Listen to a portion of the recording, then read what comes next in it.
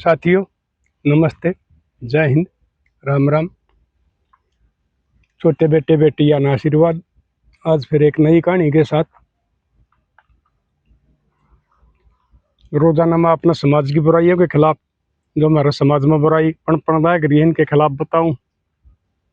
या भाई किसी आदमी में किसी चीज का घमंड हो गया है, या कोई आदमी छल कपट करे है, मतलब समाज को सही दिशा दिखाने के लिए मैं रोजाना अपने के साथ रूबरू होया करूं। आज भी है किसी ये बात से कि किसी आदमी ने कभी भी घमंड नहीं करना चाहिए, चाहे वो रूप का है, चाहे वो पैसे का है, चाहे वो पद का है। घमंड बहुत बुरी चीज हो है, और जब ऊपर वाला वो घमंड ने तोड़े है ना, चकनाचूर हो रुके, और उस आदमी ने फिर समाज में जीना मुश्किल हो गया है। जो आदमी कुछ दिन घमंड में जिया है, ये शायद 2013-14 की बात है।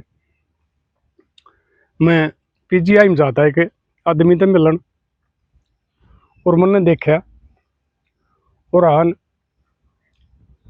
रोड के साथ में सब 4-5 आदमी साइड में खड़े, 2-3 छोरे और एक छोरा और एक छोरी झगड़ने लाग रहे, ठाडू ठाडू बोल रहे।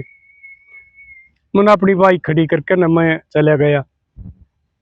भाई मेरा शुरू से ही स्वभाव है, किसी भाई का झगड़ा हो रहा है निपटवाना चाहिए, किसी के गलतफहमी हो रही हो वह दूर करनी चाहिए। तो मैं बाइक का स्टैंड लाकर गया। मैं कहा क्या बात से मेरे बेटे क्यों लड़ो हो? वो एक और ने मैंने वह थोड़े गलत सलत बोल रहे थे। वो छोरा कम बोला था, वह छोरी ज्यादा बोल रही थी। वो छोरा तो उसकी छोरी के बातें के जवाब देता। मैं कहा के बात से? वो छोरा ने बताई पहले,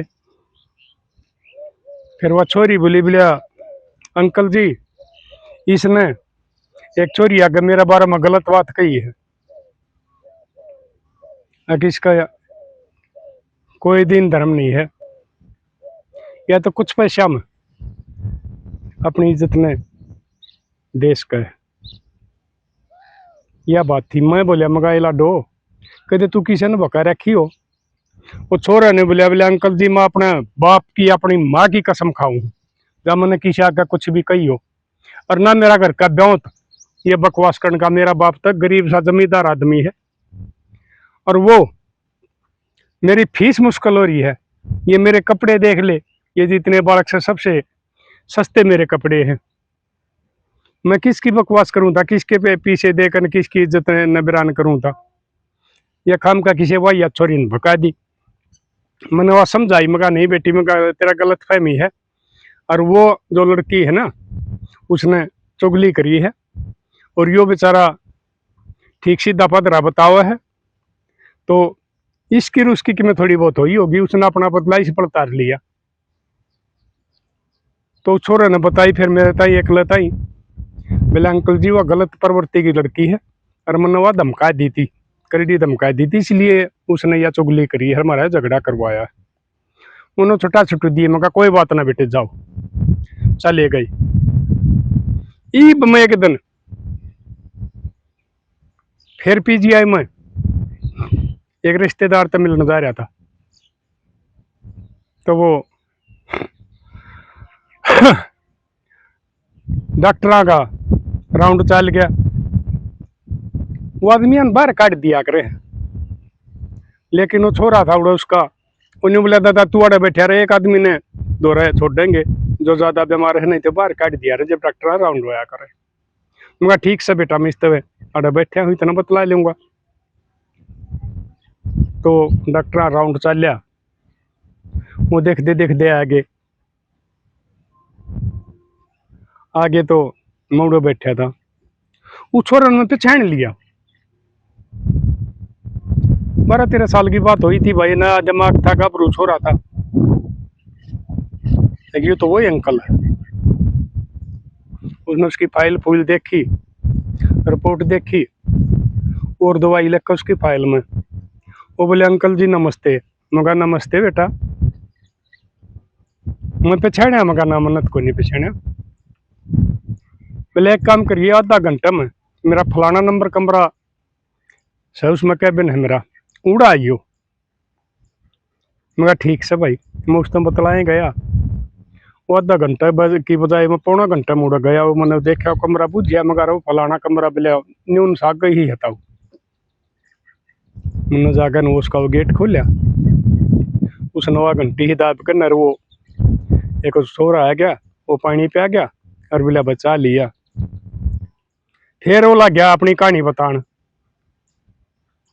बोले अंकल जी मैं वो है छोरा हूँ जो कई साल पहले झगड़ा हो रहा था और आप न मोटरसाइकिल थाम करने अरे हमारी छुट्टा छटाई कराई थी। मगा ठीक भाई। ये मगा मेरा है कि ध्यान में मगर वो तो घने साल की बात होगी। बोले हाँ उस टाइम बोले मैं कॉलेज में पढ़ा करता। और वह छोरी थी ना उसका घर का नाश हो लिया। उससे मेरा वास्ता पड़ गया। मगा बेटा क्यों कर पड़ा। उसने बताई उसका बाप ने 4 किले जमीन थी वह बेच के और किसी एक दूसरे के साथ फैक्ट्री में हिस्सा कर लिया। उन्हें फैक्ट्री ला ली नट बोल्टा की। वो 2-4 साल चल रहा ठीक काम चल रहा था। उस टाइम उस छोरी में अपमान हो रहा था क्योंकि एक फैक्ट्री मालिक की बेटी थी। बर्तन में पीछे मिला करते। मगा ठीक फिर क्या होया भाई। फिर बोला इसी बनी। ये 2-3 महीने की बात हुई है न 2-3 महीने की नहीं 3 साल की बात हुई है। वो उसने उस छोरी का उड़ाना हो गया पीजीआई में। मगा भाई क्या बात है। वो बोली बोलिया वो छोरा ने बताई एक उसका भाई का कोई दौरे पड़ा करते और उनका ऑपरेशन होना था और उसमें खर्चा कई हजार का होता है। पीजीआई में किसी की सिफारिश होता नंबर जल्दी आ जा नहीं तो कहीं कहीं भी नहीं ला दे। उनका ठीक भाई। फिर मैं कहा मिला हुआ छोरी उसने लेकर ने अरे वो पीजीआई मारी थी ओपीडी में लेगी। ओपीडी वाले ने उसके चेकअप चेकअप लिख दिए। चेकअप हुए फिर वो रिपोर्ट आ गई। वह रिपोर्ट लेकर ने और फिर उड़ा पीडी वाला डॉक्टर ताई दिखाइए। उन डॉक्टर ने देखे उन डॉक्टर ने बताई कि इसमें तो ऑपरेशन होगा राड़ा तो 4-5 महीने लग जाए नंबर पड़ने में और इसका पता नहीं इतनी बीमारी कितनी बढ़ जाए। फिर वह बोली डॉक्टर साहब क्या करूं। बोला प्राइवेट के ले जाओ। उसने बताई मैं प्राइवेट के ले गई। उन्हें 12 लाख रुपये मांगे ऑपरेशन के। अगली दौर है 1 लाख का भी ब्याह नहीं। उनका जब वो न्यू न्यू बताओ था तो उसका फिर न्यू क्यों करवाया। वो बोले अंकल जी यो परमात्मा जिसने दे है उसका दलिया में बाहर धन पड़ा है जिसका नाश करे है उसका साइड दही हो गया है। यो छोरी फिर तो फिटी तो मैंने उसमें बुझी। मुझे तारा तो न्यू न्यू काम था न्यू क्यों करो। उसने बताई अगर मेरा बाबू का कैंसर हो गई थी। हमने क्या का बेरा नहीं था। वो पार्टनर ने उसका वो इलाज पिलाज करवांदा कि दे दिखांदा देखुंदा और वो धोखा है वो दस्तक भी करवा गया। वो बीमार हो रहा था सर्दी थी को नहीं और उस पर दस्तक करवा गया। एक भाई मैं अपना हिस्सा भी इसने दूँ उस टाइम कुछ बका दिया होगा। उसका बाबू कैंसर में मर गया। वो सारा सौदा ने वो हड़प के बैठ गया। वो पार्टनर बोले उनका न्यू नाश होया ये बुंदरा कुछ भी को नहीं। मगर फिर वह छोरी बोले ना वो ग्रेजुएशन करके न और उसने ला करी थी वकालत पकालत चाहे इसी ये होया करे भाई, किसी का कक्का टूट जा, किसी की ना चल, वह भी उसकी कौन चाली। और उसका वो एकला भाई था छोटा, वो बीमार हो गया, तो उसने ओपीडी वाले ने बता दी, बोलिया फिर वो उसमें लेकर आ गई मेडिकल में, क्योंकि उस दौर इतने पैसे नहीं थे। तो ओपीडी वाले ने बताई जी फलाना कैबिन में डॉक्टर बैठा है, उससे बात कर ले, उसने ऑपरेशन करना है। वह फाइल लेकर उड़ गई। वो एक दो मरीज तो बिला मैं और तो बतलाऊं था, वह खड़ी होगी। फिर मन देखा, मन वह छोरी पछाण ली, शायद मैं उसके पछाने में नहीं आया, मैंने पछाण ली किया तो वह है छोरी। वो जाए पाछे मैं बोलिया हाँ मैडम की बात है। तो उसने बताई डॉक्टर साहब ये मेरा भाई की फाइल है, और यह बात सर 5-6 महीना ही कहे हैं, और वो न्यू भी कहे हैं कि ये शायद 2-3 महीना में अगर ऑपरेशन नहीं हुआ तो मर भी जाएगा। और मैं प्राइवेट में गई तो ना 12 लाख रुपये मांगे, मेरे तो रहता 1 लाख का भी बहुत को नहीं, मैं तो गरीब हूँ। क्योंकि बात हुई, बोला मैंने बात खोली को नहीं। बोला कोई टाइम था, मैं फैक्ट्री मालिक की बेटी थी, हमारा परमात्मा रूस गया। आज मार दौरे मेरा भाई के इलाज कराने के भी पैसे नहीं है, क्योंकि मेरा बाप नवा जो हमारी दादा लाई जमीन थी वह बेच के ना फैक्ट्री में ला दी थी, और हमारी साथ वो पार्टनर धोखा कर गया। ये भी इसका देख लो, आप इलाज कर सको तो। फाइल पुल देखी, बोला दादा मेरे भी वो बदला लेने की हुआ, क्योंकि उसने मेरी बेइज्जती करी थी, मैंने सोची इस पर बदला ली। उन्हें देखी, वो बोले बोले हाँ ठीक है 5-6 महीने में नंबर पड़ेगा। बोले जी भी क्यों करे भी हो, मेरा भाई की जान बचा लो। तो बोले मन ने उस अपनी बेइज्जती का बदला करने के लेने के लिए, मैं उसने बोले के बनवा हम अकेले थे। बोले ठीक ऑपरेशन कर दूंगा हम 4-5 दिन बाद में, लेकिन मेरी एक बात माननी होगी, उस सोरी का ब्याह कोई नहीं हो लिया था, और ना मेरा ब्याह हो लिया था, मैं भी जब तक नहीं हुई थी कर लिए कोई बात नहीं। तो वो बोली बोलिया जी बताओ, बोला मेरी एक शर्त से। बोले बताओ, उन्हें बता दी कि यह बात करनी पड़ेगी। वो लड़की रोने लगी, बोला जी मैं यो काम नहीं कर सकती, मैं अपनी इज्जत का सौदा नहीं कर सकती, मैं बेशक से गरीब हूँ लेकिन मैं एक चरित्रवान बेटी हूँ। बोले देख ले, अगर भाई बचाना है तो। उसने सोच साच के नु मान ली होगी इकलौता भाई है, मजबूरी में इज्जत जा है, उसने हाँ भर ली।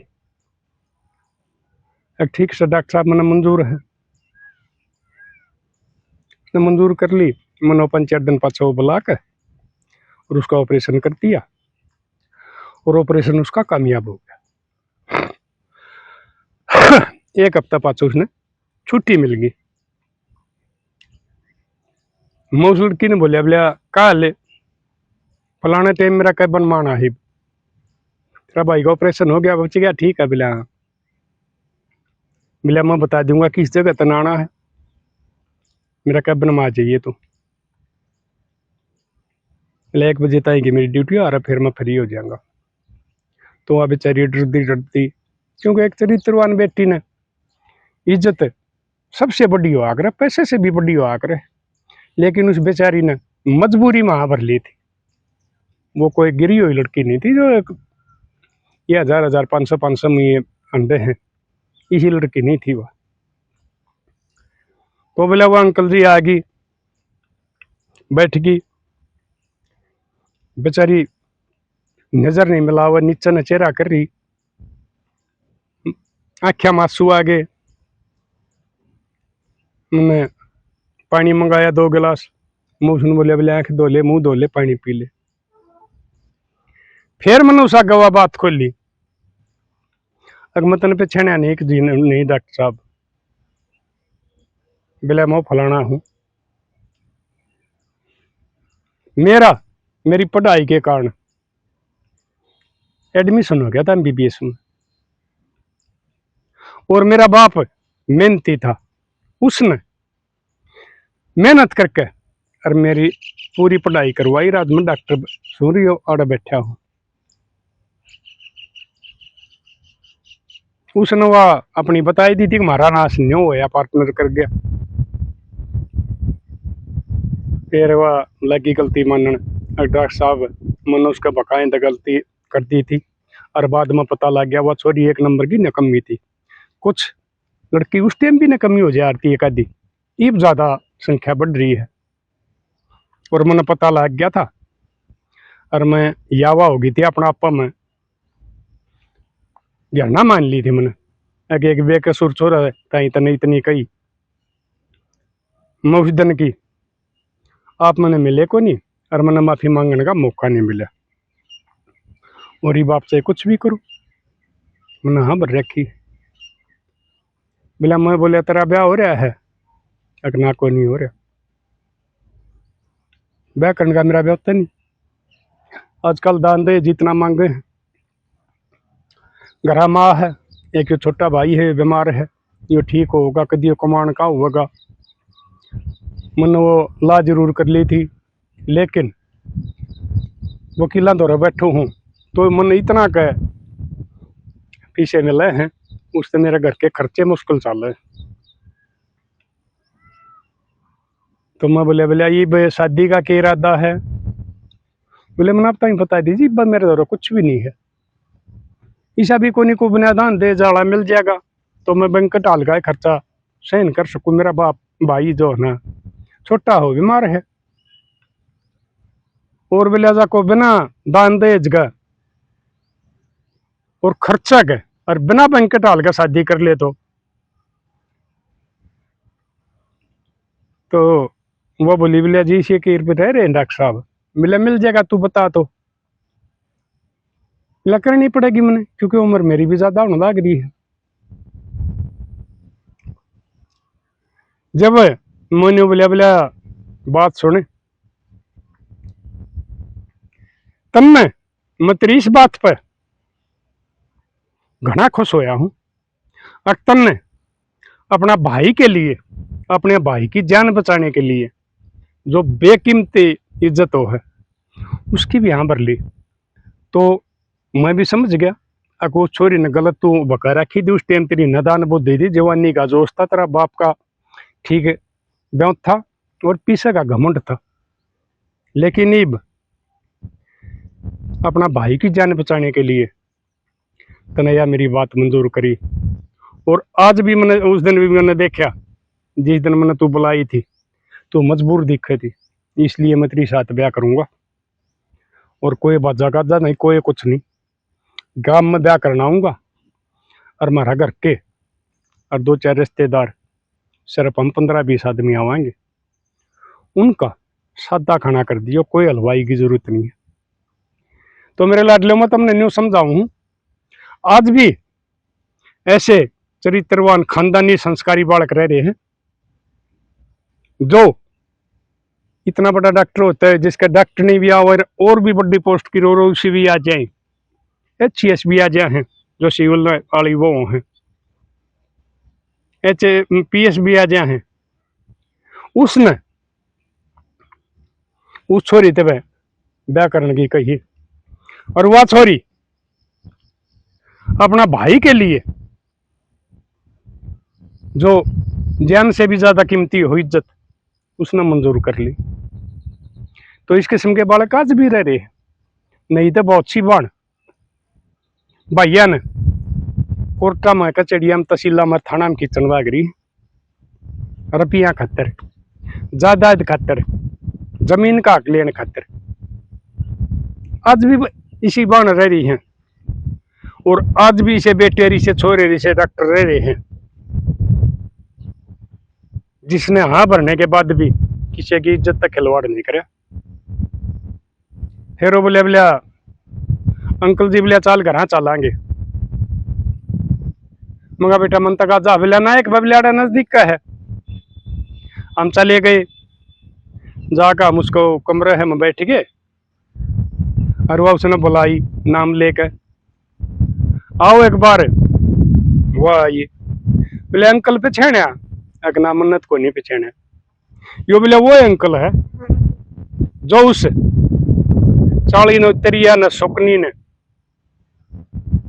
काली नागन ने अपना झगड़ा करवाया था झूठ बोल कर। अरे इस अंकल ने आप छुटा कर अलग अलग करके भेजे थे, यो मैंने पहचान लिया था। फिर ध्यान आ गई, बोला हाँ वह छोरी फिर भी आगन चल के पाया का नहीं। मगर नहीं बेटी, कभी भी मैं अपनी मातर शक्ति को पैराघात नहीं लाने दिया करता हूँ। ठीक है, लिया मैं तेना पुचकार दो हूँ, वह मैंने पुचकार दी। और यह बात मैं फिर कहूँ, मैंने एक दिन फिर कही थी, कुछ आदमिया ने कही थी अगर अपने तो बढ़िया के नहीं भाई, परिवार के तो ठीक है, मामा है, बाबू है, दादा है, काका है, ताऊ है, ठीक है, लेकिन बाहर अपने पति के सिवा किसी के चरण स्पर्श नहीं करने चाहिए। और मैं तो यह कहा करूँ हूँ, मैं कदे किसी बाण बेटी ने अपने पाया का नहीं जान दिया करता, तो उसको भी मैंने बता दिया इस बेटी को। तो मेरे लाडलियो, मैं तुमने यह बात समझाऊं हूँ, कुछ सीख बढ़िया बड़का ही ले लो। ये जो आवारागर्दी में फुकरापंथी में अरे ये घूमने लाग रहे हैं, घरा के नाश करने लाग रहे हैं, जमीन बेचने लाग रहे हैं, लोन लेकर हवाबाजी करने लाग रहे हैं, या बंद करके उस बेटे की डाल कामयाब हो जिसका बाप फीस मुश्किल तो पूरी कराया करता रहो, बिल्कुल सादे कपड़े पहन कर, और वो कॉलेज में पढ़ा और फिर उसने एडमिशन लिया। और वह बेटी जिसने घमंड कराया था भाई के लिए, उसने अपनी इज्जत भी कुर्बान करने की सोच ली, लेकिन भाई की जान बचाई।